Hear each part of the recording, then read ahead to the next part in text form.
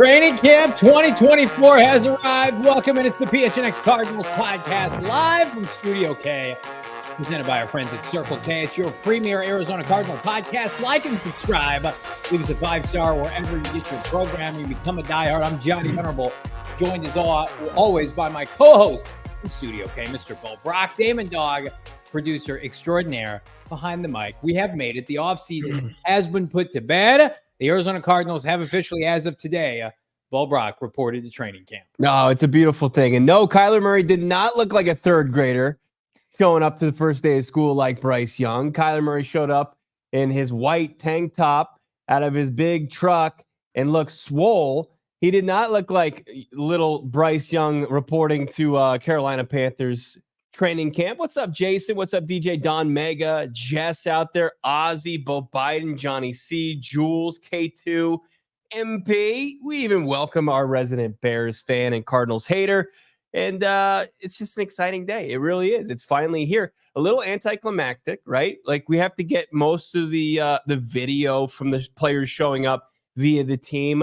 Reporters like myself can't be there. We're not. We weren't given the creds for that, but we will be at the first practice tomorrow. Damon Dog's going to be there. I'm going to be there. Craig Morgan's going to be there. And Johnny and I are going to be breaking it down tomorrow at this 4:30 time, but excited to preview what's coming up in Jonathan Gannon's second training camp. Yeah, and just full transparency, like no media was allowed today, not just PHNX Cardinals. Like nobody, the Cardinals, they do their own thing where they welcome players alone. It's their choice. We would love it if that was not the case, but you know, we appreciate the invite beginning mañana. We appreciate all of you in the chat right now. Drop a like on this video. Welcome into the most exciting time of the year. Football is here, and games are right around the corner, Bo. And we thought it would be fun as we kick off this training camp. You know, we have strong opinions on this show, good and bad. We're not a bad 1,000, but we thought we'd give out a couple tasty nuggets, some predictions as it relates to the Cardinals and this training camp year 2 under JG.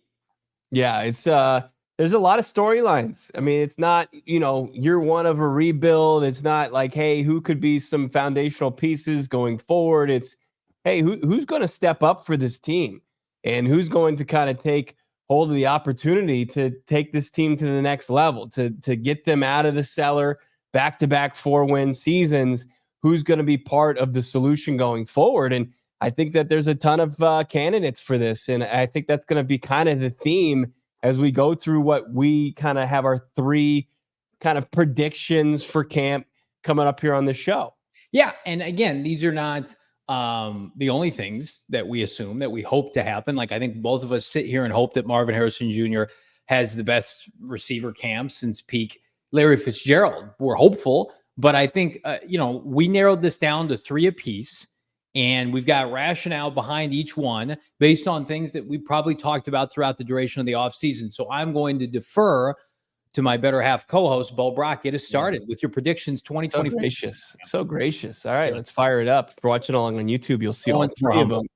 If you're listening on the podcast, you're going to have to just go in order here. I think Marvin Harrison Jr. headlines a dominant wide receiver heavy camp. I think that's what's going to be the top storyline most consistent storyline throughout camp. Not only Marvin Harrison Jr., we've seen it now 2 years running. Greg Dortch produce rock solid camps. You've got Michael Wilson, who I think is poised to have a big time camp. You have a very talented wide receiver room and a cornerback room that's got to play catch up.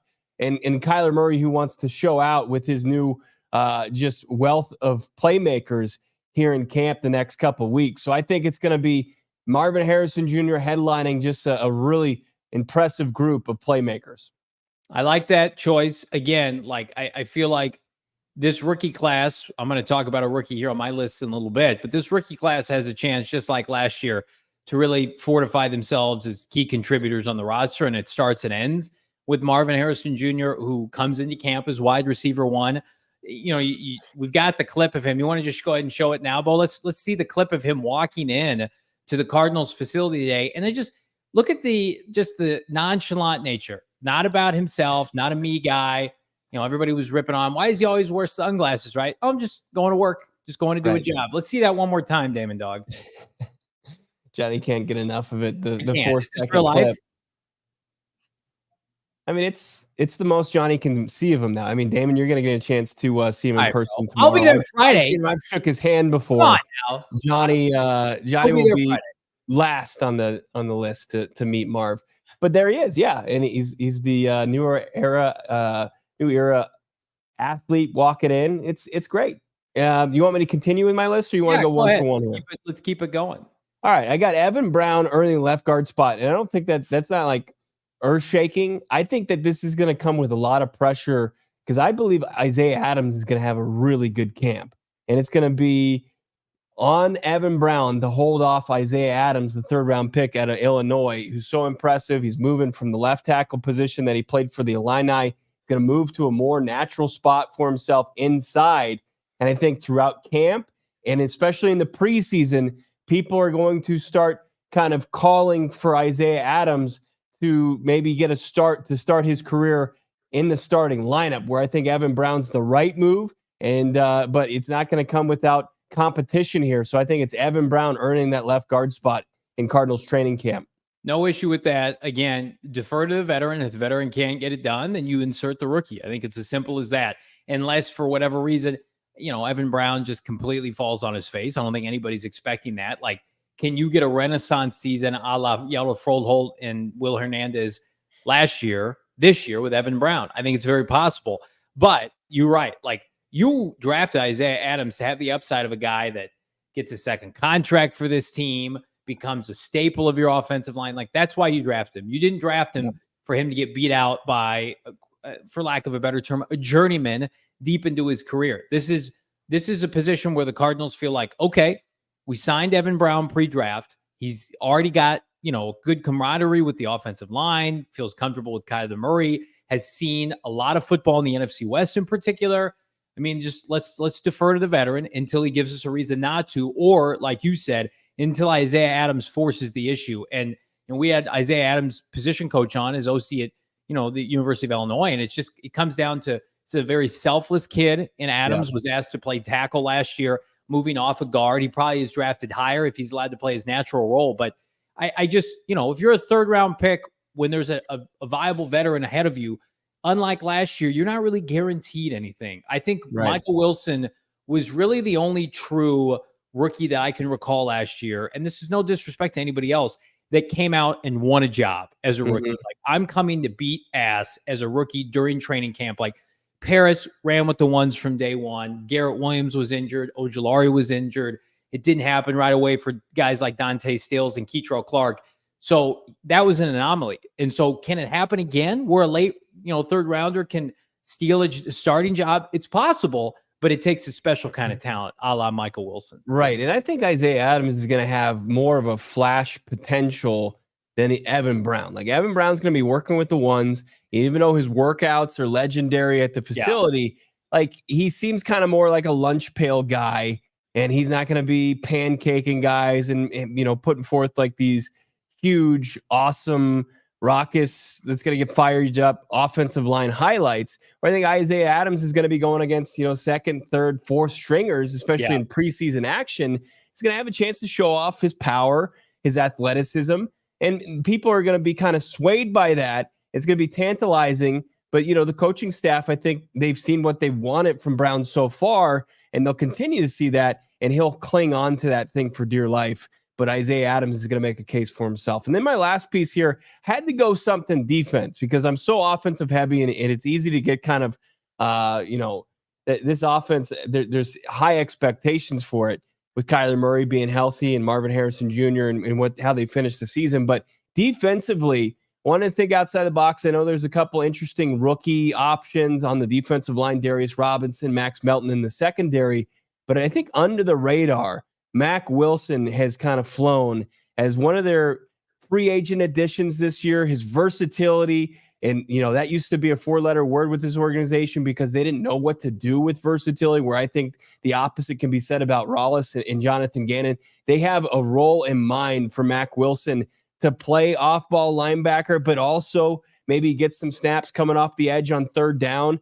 And I think during training camp, you're very impressed by Mack Wilson in the press conference room. You're going to be impressed by him out there on the practice field and in the preseason. And I think Kazir White and him are going to emerge just as a key piece on this defensive side of the football. Yeah, we had an opportunity on the show to kind of highlight Mack Wilson. He met with Craig and the rest of the media, and he's an infectious personality. He's got the buy-in of somebody like a Bill Belichick, and I think chess piece is a dirty word for this fan base because they've been kind of spoon-fed that with the likes of Isaiah Simmons, but that's not what Mack Wilson is. I think Mack Wilson is going to be a starter in some packages, somebody that you can move around a little bit. Like I link him to, like, could he be a more athletic Dennis Gardeck over time? And I know Gardeck rushes the passer more, but to me, it's okay. If you're going to start 2 off-ball linebackers, he's a guy that you're really going to have to consider. And then do you have an opportunity to kind of put him out on the edge and see if he can,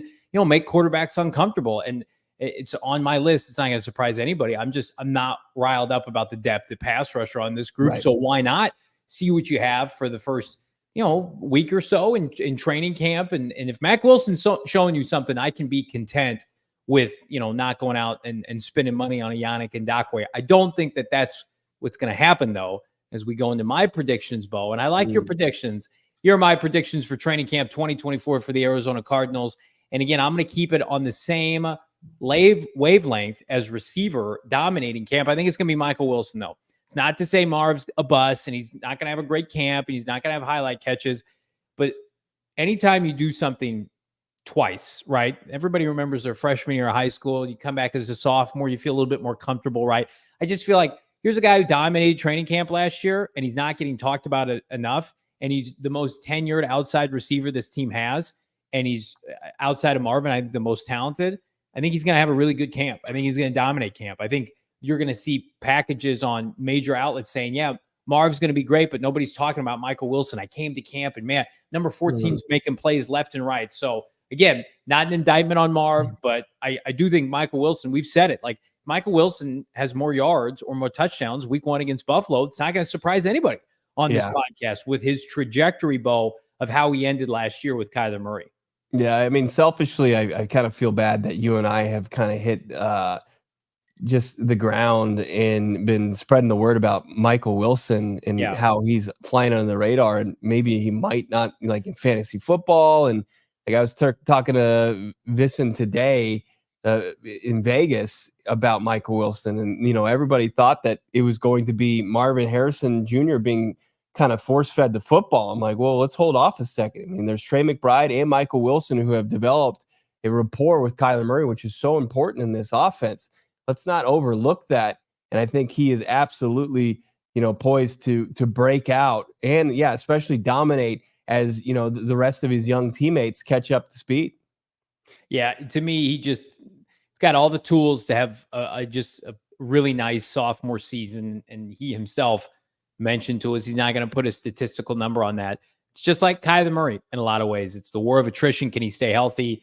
And I think health equals really good play from your number 2 receiver. Speaking of number 2, Max Melton, I'm going to go out on a limb. The second-round rookie is going to be CB2 to Sean Murphy-Bunting. And this is not a knock on Garrett Williams. I'm fond of him. I think he has a good camp.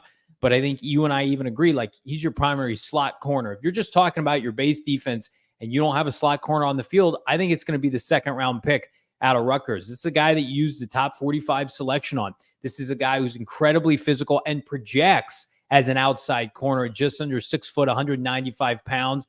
He's a shit talker. He's physical, and he brings that, like, JG kind of confidence that you just need to have. If you're going to line up against, Justin Jefferson and Jamar Chase eventually, like, you have to have a way that you carry yourself. And I think he's got that and more. We talk about him all the time, his matchup against MHJ last year when Ohio State went out east to Rutgers and Melton gave him all he could handle, did MHJ. So I am going out on a limb. I think this is the one rookie outside of Darius and, of course, MHJ that's going to immediately push for, hey, I'm a full-time starter. This is my job. I'm taking it this camp. Yeah, I'm a big believer in Max Melton. You got to like just his approach, right? And just watching the most recent flight plan, he certainly stands out in the rookie class, has a lot of confidence, and he's just a competitor no matter what he's doing. Whether they were showing him bowling, I was there for what they did as far as helping out, give to those that are hungry in the state of Arizona. And they were setting up for, you know, the United Food Fund out here. And Max Melton just competes. You know, I'm not so sure that he's going to lock in that CB2 spot. We'll see. Like, everything points to him getting every opportunity to do so. But man, is it a crowded room? If he does, then man, he did show out in camp. I feel like he has the intangibles, and I hate that term, to come in and just take a job and never get it back. And I do think eventually he's got higher upside than Sean Murphy-Bunting, who is, you know, an external signing. Speaking of an external signing, I think the Cardinals are going to sign a pass rusher. I don't know when it's going to happen, but I think it happens before the end of camp. I want to be wrong on this. I want to sit here in October and say, you know what? They never really needed Yannick Ngakoue or Emmanuel Ogbah or whomever. You know, they didn't need to sign Jonathan Grenard. They shouldn't have traded for Haason Reddick. I need somebody to prove me wrong. I need to see the juice. Ojulari, Zaven Collins, SOS. I just saw a projection for the Cardinals edge rusher group outside of those two. I don't like it. It's not very good. And that's all due respect to those guys. Xavier Thomas is a rookie. It's not fair to put anything on him. You know how I feel about the supplemental depth with Gardeck and Jesse Luketa and Victor Dumikeji. Those are not serious pass rush options in the year of our football Lord 2024. And again, you want to tell me Yannick Ngakoue is washed? That's fine. But at least bring him into camp and let him compete against what you have, because what you have are known commodities the opposite way. Guys who aren't going to be able to perform. And that's not to say like those players, the Luketas, the Dumikejis, the Gardecks, don't deserve a roster spot. They are special teamers. They're core special teamers. They're important. They're great people. And that's why they've been able to, quote unquote, survive this first year of Monty Ossenford trimming down this roster. But as far as people earning premium time, rushing the passer in a division where you have to get after Brock Purdy and Matthew Stafford and Geno Smith, traditional pocket passers, make them uncomfortable. You do not have a proven entity to do that. And I really do believe if we're sitting here in January and this team is 7-10 or they're 8-9 and they just missed the postseason, I hope sure as hell it's not going to be because, you know what, we actually missed the boat on pass rushing. Yeah. You made a great point yesterday, Bo. You know, it led to Marv and we're okay with that, but they fumbled the backup quarterback spot behind Kyler Murray last offseason. They were not serious about it. They talked themselves into Colt McCoy. That was a huge It was an embarrassing failure. And they had to go clean up their mess before the start of the regular season. Don't do that again. Go get a contingency plan, work some people out. And again, you work them out, you bring them in and you're not impressed. Okay, awesome. Do a couple visits, Monty Ossenford. I'm begging you. Yeah, you have to give credit to Miami for doing that, right? Yeah. Where they've got a couple guys coming in, including Ngakoue. They've got so many versatile pieces in that outside linebacker room that do so many different things, and they're asked to do a lot of different things. But when you build a bullpen in Major League Baseball, you need a fireballer. Like you need a guy that can go out there and just breathe smoke and just throw 100 plus. You need that guy to just pin his ears back and go get a quarterback. Who's that guy in this group right now? If it's probably BJ Ojulari. Like other than that, like you like Zaven Collins because of his background. He can drop back into coverage if he needs to. And we know about Dennis Gardeck and what they like about Dumikeji and Luketa. And sure, they could really like Xavier Thomas, but they need somebody that is just geared up and all signs point to it. Like everybody knows what he's doing on the field, but can still do it. Get after quarterback. Yeah. And again, like I know Dennis Gardeck and Victor Dumikeji combined for, 10 sacks last year. Victor had 4 and Gardeck had 6. They're probably safe. But like Jesse Luketa was a fullback / pass rusher. Tip Ryman now. Yeah, you could do that year one with this rebuild. I don't think that there's a place for that this year, which tells me, and I also include Cameron Thomas, who is MIA, witness protection on this roster, by the way, somebody who we thought once upon a time had a future as an edge rusher. Like if you know these guys aren't going to help you in that department and you have exponentially, Bo, upgraded your talent elsewhere, the rest of your roster depth-wise to help on special teams, like you don't need to house these guys in premium position groups just in case, right? Like the edge rusher group needs to be for the most part, guys who have juice off the edge that can help you, because guess what? The great teams in this league can go 4 to 5 edge rusher, pass rushers deep that make you uncomfortable. They can, like you just said, go to your bullpen and bring 2 to 3 guys every Sunday that can get after K1 or that can get after Matthew Stafford. Cardinals don't have that right now. No, they don't. And you hope that it's not, the biggest omission of the offseason. But right now, that's where I think people are kind of pausing and a little skeptical because they are moving forward with the status quo essentially at the pass rush position. So I like all 3 years. I think they're rock solid. But I mean, the only one I probably pushed back on it, and I did, is it was Max Melton. So yeah. Well, but again, like the pass rusher group, that's a great thing for the Cardinals. Absolutely. Well, and that kind of goes to my point, is just like the Cardinals cornerback, they signed a free agent, right? They gave Sean Murphy-Bunting a nice contract. Then they supplemented that. They've added 2 third-rounders and a second-rounder in that position group. So even if you don't love that group, you can say, well, I see what they're doing. They're flushing it with resources. They've got 2 stud safeties. Say what you want about their defensive tackle group. They've got a first-rounder now in that unit. They've got a couple competent starters in Justin Jones. They've got a gem from last year's draft. You've got a lot of pieces there. People are going to look at what you've got at pass rusher, and they're going to say, Zaven Collins, I've seen enough. It's been 3 years, and they're going to, hopeful for BJ Ojulari, but that's a lot to put on a second rounder. The other position groups defensively, even though people don't like this defense, they can wrap their arms around what the Cardinals are trying to do. Yeah, they've got talent on every level. Yeah, but then there's soft spots in it, and with good offenses, they'll expose those. Yeah, no doubt about it. So everybody, encourage leave in the comments maybe what you're looking forward to, what you expect this training camp after you like this video. Illadre 199 speaking on the cornerback group, Bo. I think I agree with this. Max Melton is a beast. So is Elijah Jones. I forgot, because number one, the draft was so long ago, and number two, the Cardinals had so many picks. You forget Elijah Jones was a top 100 pick. Like they added a 3rd round corner that really nobody is talking about, because they took a safety right after. They took another DB to start day 3 in Rabbit. This is an embarrassment of riches right now with these young players on the roster. Yeah, they're not out of options here. They're not drawing dead. It's not, oh, well, we're just going to start Marco Wilson, and then maybe we're just going to play, I don't know, Antonio Hamilton, and who else has a pulse in that room? No, they've got options. They've got healthy Garrett Williams, got a second rounder who had a really good career in the Big Ten. They got a guy from the ACC who was a ball hawk. And somebody I almost put on my list is a prediction. I think Rabbit Taylor Demerson is going to have a really good camp. And it's going to kind of put people at ease about, the future of the safety position. They're going to get excited about Rabbit, I think. Do you feel like they drafted him to be the heir apparent to Budda Baker in the best case scenario? Yeah. I think it's very possible. I mean, he was a top 120 pick, and I don't think you and I ever envisioned this franchise using a 1st round pick on a safety anymore.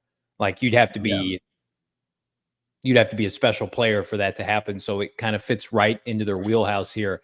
You guys pushing all the right buttons. Hit that like button here on a camp opening Tuesday.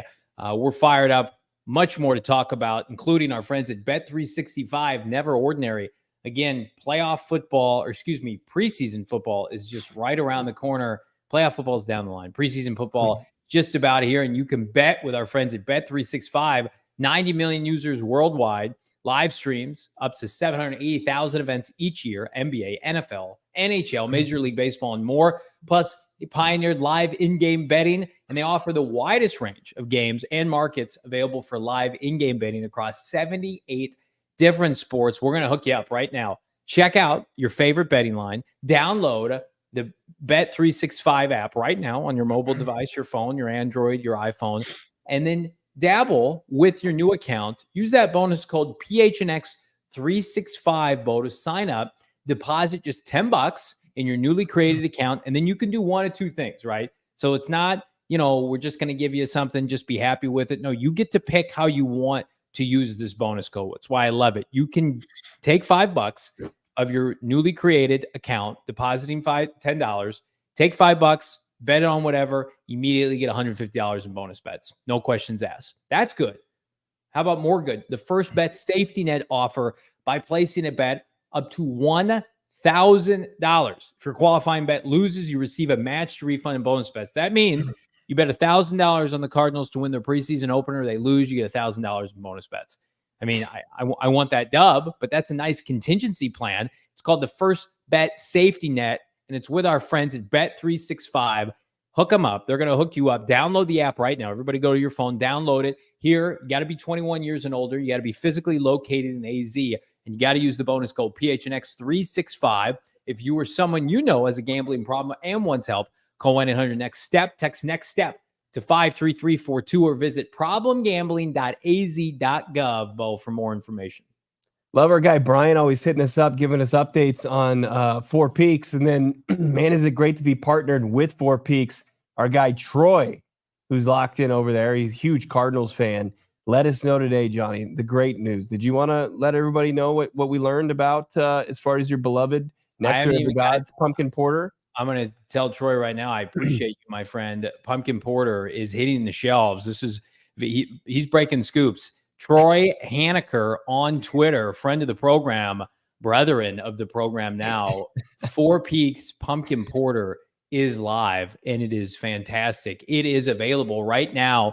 I don't know if it's limited quantities. He's saying next week. He's saying next week. Oh, I got notified too from people that Brian also said that his place of business got some. So I feel like this week, next week, it's in the air. Pumpkin porter season is here. I don't know what our guy Brian's up to. I'm sure he's smuggling. Very respectable young man. But did he hijack a truck? Did he hijack a beer truck and steal it? I'm fine with whatever he did. Possible. Do what you got to do for it. I mean, but we want all those proceeds to go to our friends over at Four Peaks. But look, pumpkin porter on the shelves next week, April 1st. That's when they're going to tap it over at Four Peaks. If you haven't been to their 8th Street location, why not go into they tap the pumpkin porter on August 1st? It's a big celebration. You can enjoy all the great food that they have on their menu. It's great appetizers, of course, entrees, and desserts that all pair so well with their unbelievable beer. If you haven't tried Four Peaks and you've been living in Arizona, what have you been waiting for? It's been around for over 25 years. It's woven within the fabric of our great state. Check it out for yourself. Go to fourpeaks.com/store locator to find the nearest location you can buy Four Peaks beer for yourself. Circle K and other places, of course. It's very easy to find, readily available. You got to be 21 years or older, of course, to enjoy Four Peaks beer, and you must, we ask, drink it responsibly. Yeah, is the future bright for the Arizona Cardinals? We think so, specifically up front on the offensive line. That brings us to our Shady Rays. The future is bright segment today. Ooh. Right now, use that bonus code PHNX at shadyrays.com. You're going to get 35% off polarized sunglasses. It's the only pair of shades your boys of PHNX Cardinals wear. And for the Arizona Cardinals specifically, Bo, they make their first move of camp. You and Craig Morgan both reported they have cut offensive lineman Carter O'Donnell, who was I don't want to say a fixture of the O-line group last year, but did start a handful of games, was around the team. Brutal. Right before the start of camp, they cut Carter O'Donnell. What can you tell us? Do we know? Is this conditioning thing? Is this a failed physical thing? And who is next in line now on that interior spot? Yeah, the way that it was just kind of put out as far as the transaction, he was waived / injured. He was placed on the waived / injury list. So gotcha. He just exits the roster. He was going to be a long shot to make this roster. I mean, obviously we saw him play in 5 games last year, started 2 of them for the Cardinals. And I mean, he didn't play full-time snaps, but he was in there in a part-time role, kicking inside, playing some tackle. But you know, the Canadian native is no longer a member of the Cardinals. He came over with experience with their offensive line coach. He played under him in Indianapolis. And I think he was just somebody, you know, near the end of training camp that they trusted. He became available. They signed. But, you know, since they've made so many moves on the O-line and they really kind of added a lot of pieces that I think have project to be a little bit longer plays for the roster, Carter O'Donnell kind of became expendable. I mean, is he somebody that we should shut the door on? Not necessarily. I think he's somebody that they could probably maybe bring back in some capacity, but at the same time, it's not like an shaking move by the Cardinals pre-first training camp practice. Well, he typically played the interior, or no, did he play tackle majority of his time? Yeah, he was a tackle. Yeah, Yep. so the Cardinals figure Christian Jones and Kelvin Beachum are going to be their battery behind the two starters in Jonah Williams and Paris Johnson Jr. And then on the interior, you've got the three starters that we just talked about. If we're including Evan Brown, you've got Wilkinson, you've got Isaiah Adams. I mean, Jonathan Gaines has an uphill climb to make this team. If you had to think about it right now, Bo, how many offensive linemen is this team going to carry, at least on the active 53-man roster in 2024? Yeah, I mean, you've got your 5 starters, right? You've got your swing tackle. You're going to want to have somebody that can be your primary backup as far as your interior guards positions, and then somebody that can back up Yelda Froholt. I'd say you want to be somewhere around 8 or 9. Yeah. Yeah. And you figure the Arizona Cardinals are going to keep a multitude of tight ends. I mean, they're going to go heavy at the offensive line, which could be bad news for certain skill players, depth pieces on other avenues of the football. So we will keep you posted on all things Cardinal transaction here. How about EK66 $5 super chat, Bo? So ready to see the growth this upcoming year. Go Cards. Love it. Thank you, EK66. Appreciate the $5, my guy. We are excited to see the growth as well.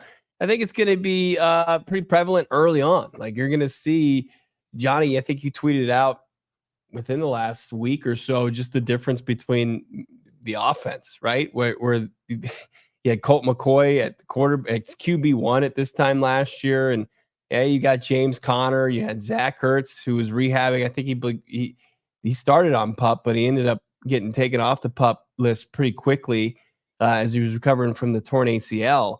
But the starting offense looks completely different. Yeah, it is night and day. We probably don't have that graphic still, but you just think about the fact that Kyler Murray now is orchestrating this offense. It's a running back group that outside of James Conner, you feel really comfortable with. That was not the case last year. I mean, Keontae Ingram, respectfully, is he even still in the NFL? Trey McBride firmly has tight end 1. Then you've added a top 100 tight end. And then you added Higgy Bear at the tail end of camp last year. And then Michael Wilson solidified. Marvin's generational. And Greg Dortch finally has what is rightfully his in that starting slot receiver room. And I think above all else, to some degree, that this team, this coaching staff can get it done with protection. They know how to coach offensive linemen. This isn't a sieve of an offensive line like in years prior. So we have expectations that this is a top 10 offense this year. Yeah. And frankly, it has to be, because if it's not, then this team's not going to go to the playoffs. This team's not vying for a wild card spot. It's just simple as that. Yeah.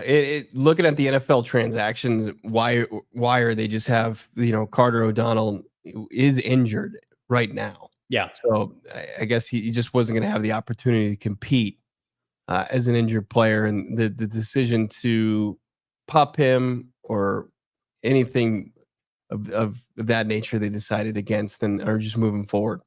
Yeah. Good luck to him. Good luck to all of you as we get ready for training camp. I hope to see a lot of Cardinal fans out there beginning Thursday. For those of you who don't know, training camp is open to the public Thursday and Friday this week. Go out. You have to get tickets, I believe, through the Cardinal website. They are free. They're complimentary. And we want to see you out there rocking some PHNX Cardinals merch. Bo and I are rocking some merch today, fresh off the number 18 collection. So Bo is repping what I believe is the best shirt we've ever done in the MH shirt. And then this is actually my son's favorite, the math tee, because it doesn't make any sense to the common general fans out there. Let's just call them the casuals. But 1 + 18 does, in fact, equal 6 this fall at State Farm Stadium. Multiple times. Yeah, absolutely. Yeah, we're excited. Shop the number 18 collection right now. Become a diehard. Go PHNX.com. Again, pick up a shirt for free. You won't be sorry that you did. So I'm going to tell you who feels sorry right now are the people handling Bryce Young's media and video on his social media and on the Carolina Panthers social media. So I want to put up 2 pieces of footage here. Okay. You alluded to Kyler Murray walking into training camp today. And this is the hard-hitting journalism that we do on this show. So let's first see Kyler Murray walking into the Cardinal facility. This is via AZ Cardinals on Twitter.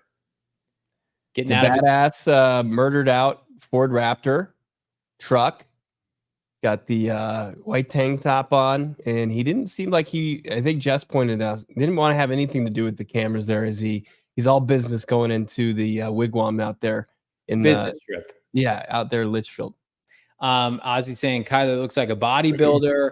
Yeah, we're fired up. I mean, I think K1 at this point, just the white tank, that's just his go-to, and I'm here for it. I don't love the truck move because, again, Bo's a big truck guy, and little guys like me, it's tough for me to get into the truck, but Kyler feels confident. Do you think his truck is lifted? Do you think Kyler Murray has a lifted truck? Have you seen? No, I think that's standard. We can go back to the tape here. Let's look at it again. Let's do the tail of the tape here. Just standard truck. There might be a little, but if it's barely noticeable. Your truck compared to that looks like it's lifted. My truck has no lift. It's also not as sweet as that Raptor edition that he's got. All right, so there's Kyler Murray's walk-in. But we both do drive black trucks. I mean, you're basically the same person. I think so. It's super funny. Yeah. Basically the same person is what a lot of people said last year during training camp. People were comparing one Bryce Young to Kyler Murray on the practice field. I pulled some article receipts today and posted them on Twitter just to kind of jog everybody's memory. Fast forward, after having what could have been one of the worst rookie seasons of all time, Bryce Young is back and ready for action at Carolina Panther training camp. Let's cut to it. Oh, no. Is he walking to hold one of those signs? Like, I'm this many years old. When I grow up, I want to be this. This is my first day of school. Is that what this is? That looks like Damon. Legitimately, could that be somebody just walking the class in Tempe going to ASU? I mean, it looks younger than that, yeah, doesn't it? Absolutely does. One more time. Let's see it. Keep it on replay one more time. Again, like, that's an NFL quarterback that was taken first overall that cost the team. DJ Moore, Caleb Williams, was it Montez Sweat's pick was included in there? Yeah. It's going to go down as the worst trade in NFL history. Look, he doesn't even look like an NFL player. Do you remember when you were a young man and you watched the movie Signs for the first time? Yeah. And the alien appeared and he kind of just walks across the screen and everybody's like, birthday party. Yeah. Yeah. And but that's you're a Panthers fan and you see your QB1 walking in and he looks like he's in the third grade, you'll audibly gasp as well. That's what we gave up, we mortgaged the future for. You're gonna have to start over like that again. Like, I'm not knocking the guy as a person. We're just taking what we're seeing here. You don't go from having one of the worst rookie seasons of all time, and then this video comes out and you could not look more like a 12-year-old. I'm sorry. It just, he needs to if he cares to, he needs to fire all the people that help him with all that stuff. Yeah. Like, again, say what you want about Kyler Murray. He's a big dude. And we know he can play, right? People just don't like how he carries himself, what he's an introvert, whatever. I don't think Bryce Young can play. Like, he's not a starting NFL quarterback right now. He's got a long way to go. He is a shell of what we thought he was going to be when he was playing at Alabama and he was hoisting the Heisman Trophy. Bees dropping a Bryce, definitely looking young. That's a good one. Can you imagine drafting him over CJ Stroud? That hurts, man. Stroud's what, 6'3"? I mean, he's strong-armed.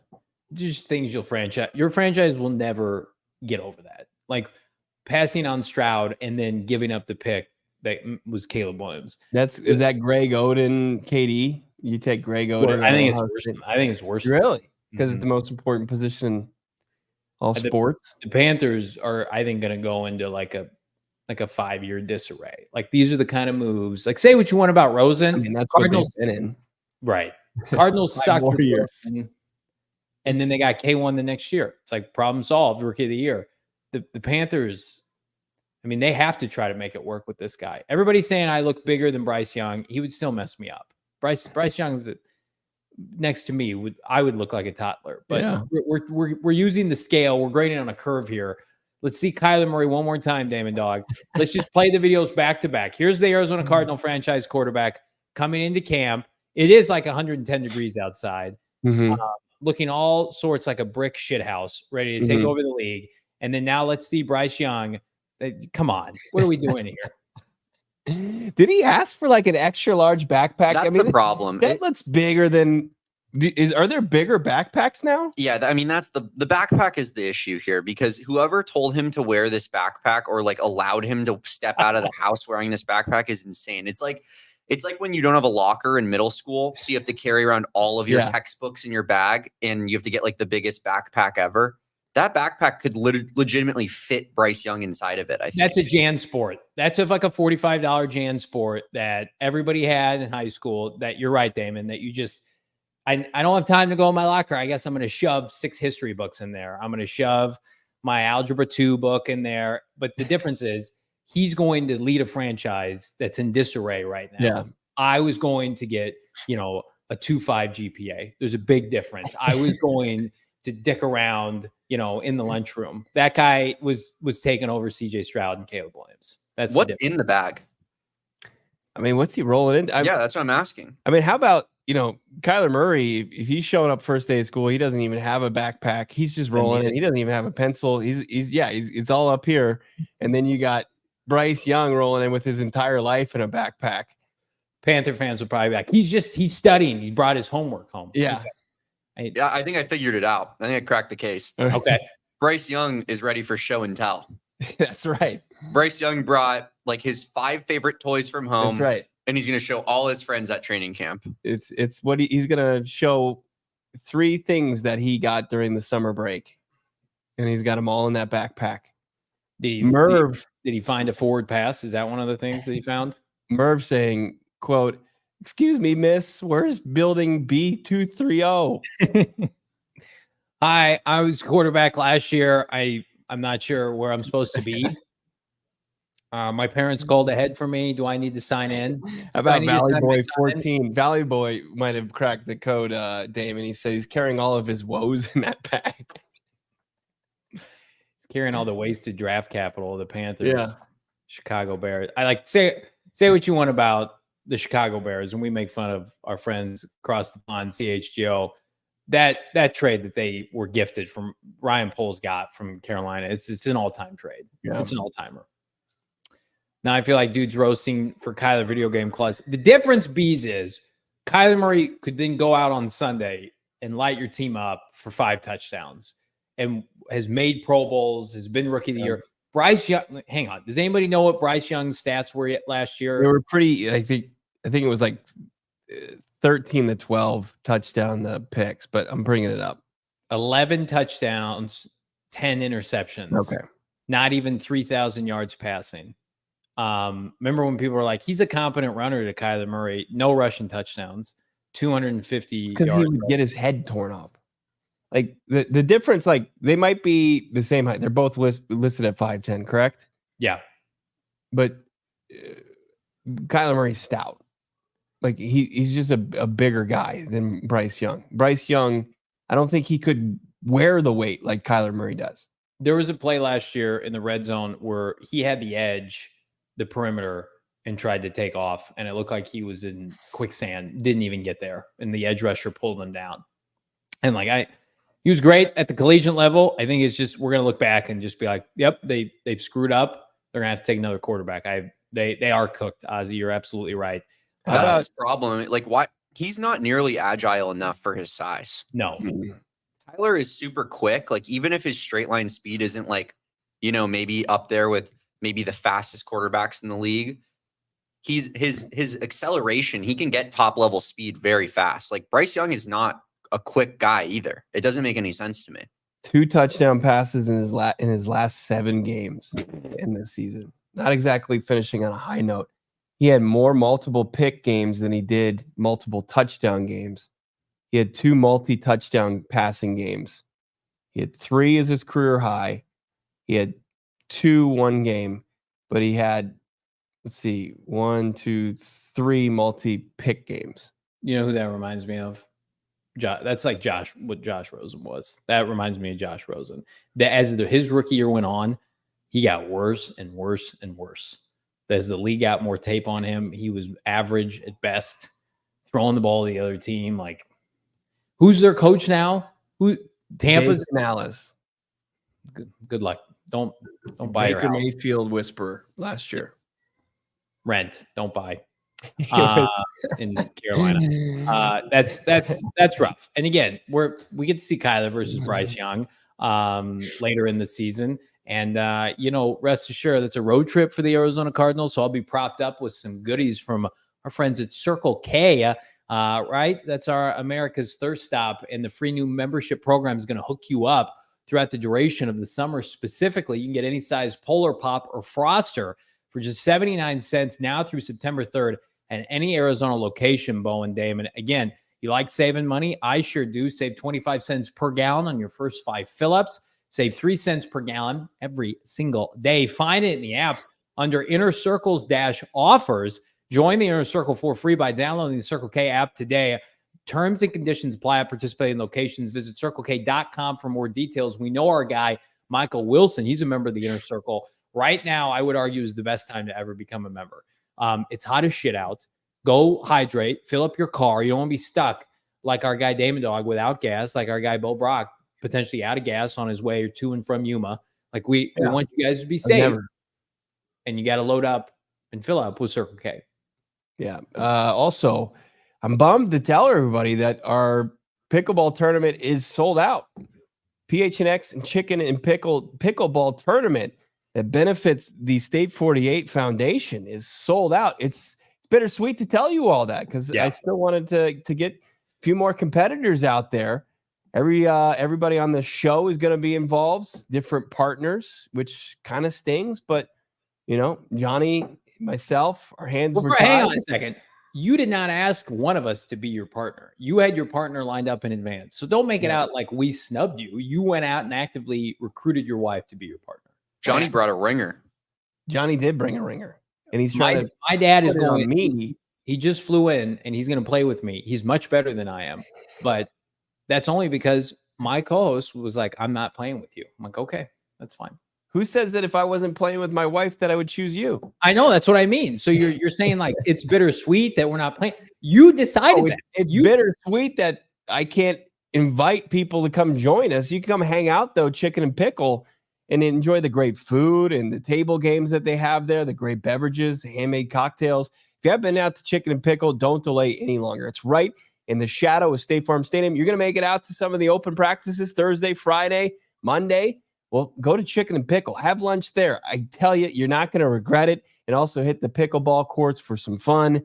Enjoy it. If you're new to pickleball, newbie nights, they're just for you. Get the courts, and you'll just kind of dink around. Instruction facilitated, play included. Plus, you'll have a participant. As a participant, you'll receive a $10 Chicken and Pickle gift card. Head to chickenandpickle.com to see all the fun. Damon, Pog, and JV should team up. Damon, I'm sorry. Excuse me. Who? That was coined by Bo Biden last week. Damon Pog. Yeah, it's a new thing, Bo. Damon Pog is the latest addition to the chat. B saying JV king of the pickleball court, and Bo turned his back on you, JV. It's not the first time. Not the first time. Look, Damon and I have actually teamed up on the pickleball court, and it was the makings of something magic. I was going to say it was magic. Yeah. That was the exact word I was going to use. When was this? Why did? Okay. It was at an all-staff event. You were invited, but I think you decided you were too big time. Yeah. That's I mean, that's exactly what it was. We're hanging out later this week, and I think we're all going to be sick of each other by Saturday. So we all get separate partners. I believe that's what's really going to happen. Does anybody know the bracket for the tournament? Who's putting the bracket together? Are there seeds? Nothing but love, Angel. Nothing but love for Big Yuma. Damon, do you know if there are seeds for the tournament? I doubt it. I think it'll just be random, and then probably. You think there will be a bracket at the end of it, or is there any pool play? I have no idea. I don't know if going to go there. Or is this just? It's a tournament, man. I don't even care who's in front of me, Johnny. Just put a team in front of me and watch me go to work. Yeah, just be where your feet are, man. One point at a time. No, no one believes what you're saying right now. I deserve a high seed, and if I get a low seed, I'm going to be pissed. So by the end of the week, we need to task the chat whose team makes it further in the pickleball tournament, just like the 999 challenge. But I know your wife's athletic, and I know Damon's partner's athletic. So I'm not selling you guys short. I just want to know, like, if we get, let's say we're all maybe in the Final Four on Saturday, like bragging rights. If one of our three groupings wins this, I think goes a long way. Like if one of us wins, I think that really got to make the other two people pay for a long time. Yeah. That's what I'm about. There's going to be no humility. The part you're part getting of back the reason into that the 999 well, challenge. yeah, I was just about to say part of the reason why that was bittersweet was because I finished, but you both also finished, and I didn't want that. I wanted you both not to do well. So keep those vibes going into this week. I feel like it overshadowed what for I us did. to cross the finish line together. I mean, albeit I had It's already not- crossed. I before you. I can barely do the show with both of you now at this point. I think I'm going to root for your teams. Hell no. But in all seriousness, I can't wait to see everybody out. Chicken and Pickle, fantastic establishment. And unlike Haason Reddick, you can go and not spend $25 to $28 million because that's what the pass rusher wants for the New York Jets, Bo. He did not report to camp. A lot of people hoping Reddick was going to end up in Arizona. And I still contend that it was difficult for them to ever pursue him because of the situation with Philadelphia. Do you think Haason Reddick ever reports to the Jets? Yeah, I think he will for sure. I mean, he's making a pretty decent chunk of change, and he's not going to want to forfeit any of that cash. It's hilarious. Like we mentioned, like USA Today picked the Jets to win the Super Bowl, which was insane, to win 12 games in the AFC East to win the Super Bowl. And Aaron Rodgers is saying, like, make football the main thing, and the Jets can do anything but that. Like that organization is anything but the main thing in playing football and winning football games. He's 29 years old. Like, I think that was one of the big sticking points with the idea of bringing him here and then thinking about what a new contract would look like for a pass rusher that's going to be 30 soon. And like, I know that he did great things with Jonathan Gannon as his DC, but I just don't envision, Reddick is a viable option until his price between him and his representative starts to come down. Yeah, he's already 29 years old. And again, like in a different world, he's not an Eagle. Maybe he's a Cardinal. 11 sacks last year, was a dominant player for JG those 2 years together. For me, it comes down to the Jets, as Ozzy puts it in the chat. They are the retirement home Jets. They are, everybody's pushing 30, over 30, old, holding out. I mean, it's one of the easiest teams in recent memory to fade, especially they're in the NFC, in like the NFC South. Maybe you can make a case for them. They're in the AFC with quarterback gauntlet and then some. Aaron Rodgers, what's the best season he's eligible to have? Like 27 touchdowns, maybe 26, 27. I don't think Robert Saleh is a serious head coach. I would much rather have Jonathan Gannon. And yeah, it's unfortunate because I watched the Haason Reddick stuff go down and I'm like, man, if only the stars would have aligned to get him to Arizona some way, shape, or form, to get him back with JG and get him back to the franchise that wronged him early in his career. I think that would have been a nice omen. But yeah, unfortunately, he can be a headache for the Jets and not the Cardinals.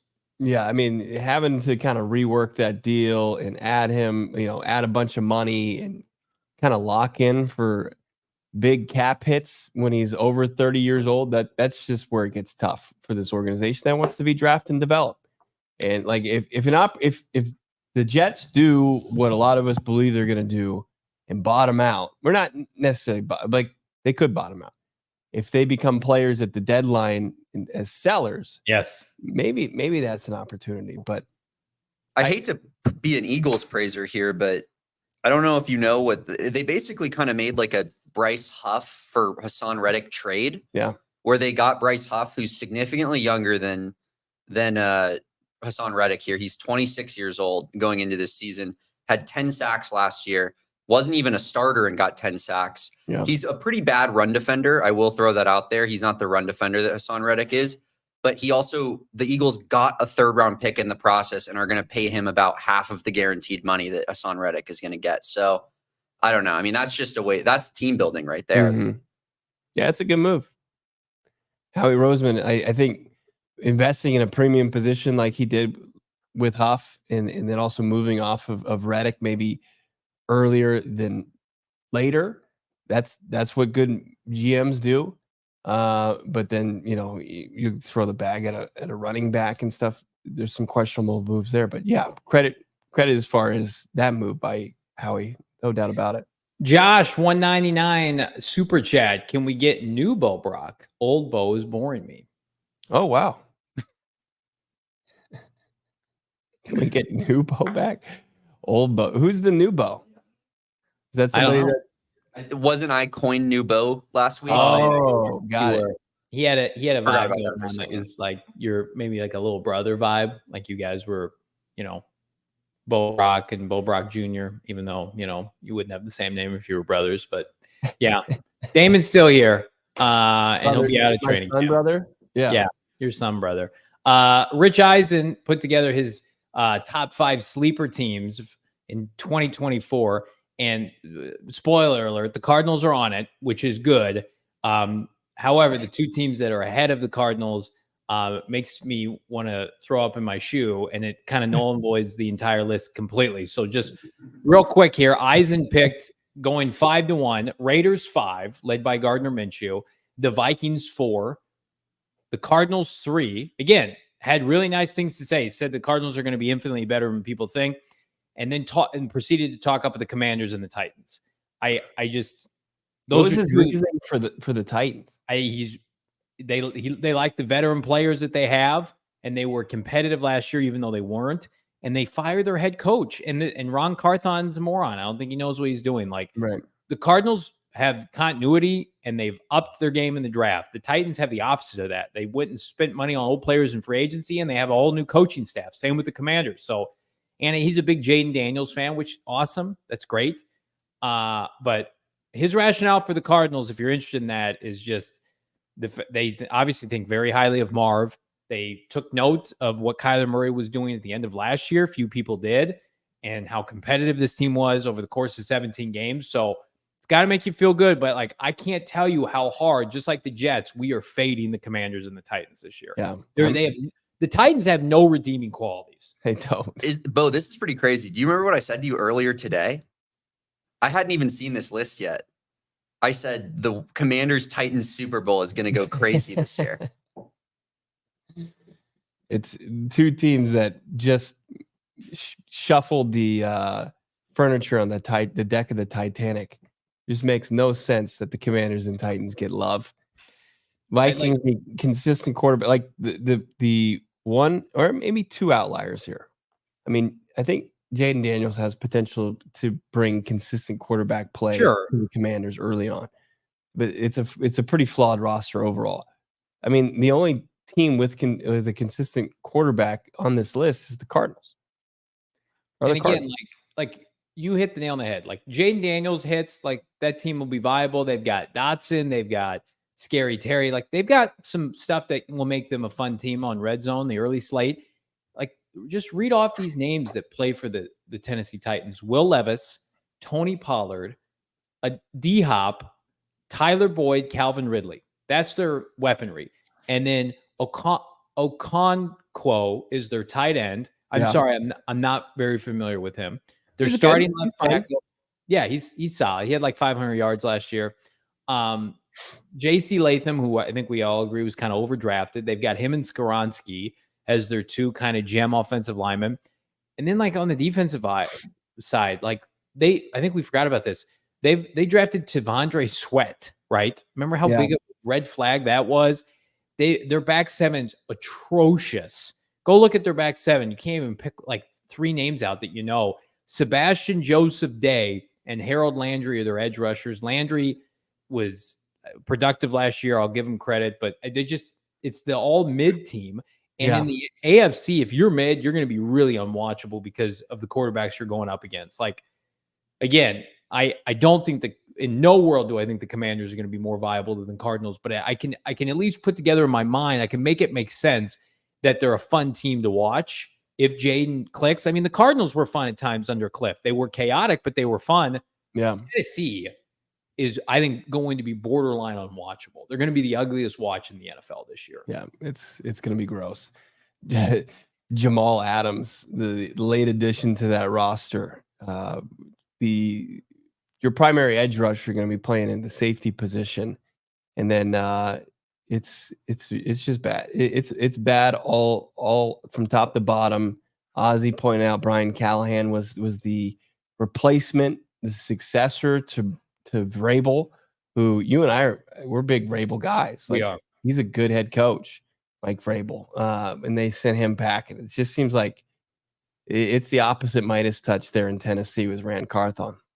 Those two teams they're former like San Francisco 49er front office darlings, and Adam Perry in Washington and Rand Carthon in with the Titans, and they were both two guys that kind of gave the thanks but no thanks to the Cardinals. But you're looking at them run their own organizations, and they got big old shoes and a red nose right now.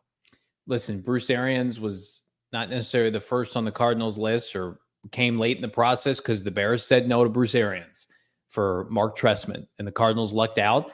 Did the Cardinals luck out with Monty Ossenford waiting in line to have his turn as a GM because people in 49er land thought they were better than this franchise? I was hoping the Titans played the Panthers this year. They do not, for the most unwatchable game in the 2024 season. Week 2 has a pretty gross matchup, though. The Titans hosting the New York Jets September 15th in the early slate. Get ready to stab your eyes out, America. So this year we should pick the grossest game of the week. Like during our regular show, our cadence, the grossest game of the week. We'll have those sunglasses with spikes on. That already takes the cake. September 15th, Jets at Tennessee. Man, I want to do some research on that already. That's electric. I like that. The grossest game of week 1. What do you think? What do you got? Do we all bring a new one to the table every time? I think we all bring our own, and then we see if we're all on the same page. I gotcha. It is going to be funny, though, like when Tennessee beats the Bears to open up the season, and people are like, what? That's the easiest hedge of the year. We all know it's coming. Okay. I mean, I think Broncos Seahawks has a great run for week 1. Talk about that's kind of a bump. I mean, since they just outright released Russ, they thought that was going to be, revenge game. Yeah, you're right, Damon. Denver at Seattle is gross. What about Carolina and New Orleans, the division? Yeah, game? That was the other one I was thinking of. What if it's Sam Darnold starting for the Vikings at Danny Dimes and the New York Giants? Yeah. Yeah, that would be pretty. You guys are all over that, right? Though, like as far as that line, because it's pretty much it's either a pick 'em or it's one, and everybody is all over the Vikings in that game. If it's Sam Darnold versus Daniel Jones, that takes the cake easy. I don't think that there's a question about it. I'm gonna be honest. This week 1 slate kind of low key trash. Cardinals Bills here to save the day. Cardinals Bills hot fire early slate. Probably 70 combined points injected, America. Otherwise, you're getting a lot of slop. That is Denver at Seattle, Washington at Tampa in the late slate. No one's watching that game, by the way. Nobody's consuming that. There's some gross apps on week 1. I'm kind of depressed about it now. I want it. I'm a sicko. We're sickos here, but I don't want to see the Titans. Like the Cardinals don't get any primetime love. Take that for what you want. It's not a big deal. I don't want to see the Titans near my television this year. Right. I don't want to see it. And Sunday Night Football isn't that great. Like as much as I'm high on the Lions this year, like Lions, Rams, week 1 Sunday Night Football. The Monday night matchup's grosser.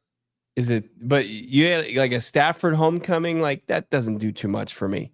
Oh, Jets, Niners. Are the Niners just gonna beat the crap out of the Jets?